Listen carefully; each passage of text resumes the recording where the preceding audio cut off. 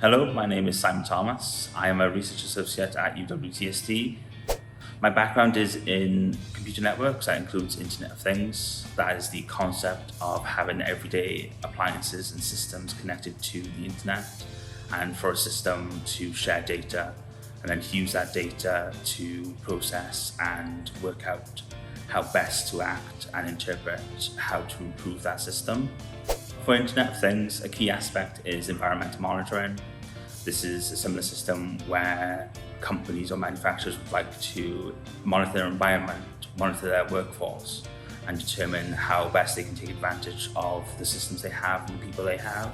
So with Internet of Things, because we're adding all these sensors and devices to a network, they create a lot of vulnerabilities, and these vulnerabilities can be exploited. So with the idea of researching into cybersecurity, it's a way to help companies and manufacturers understand these vulnerabilities and help them become less at risk. And with these risks deteriorated, we can then help them, assist them into managing their profits. We can help them manage how they can use the system with their advantage and also keep them safe. With the background of internet security, corporate networking, and Internet of Things, I do hope to be able to bring this industry to manufacturers and help them assist and bring them up to this digital age that we live in.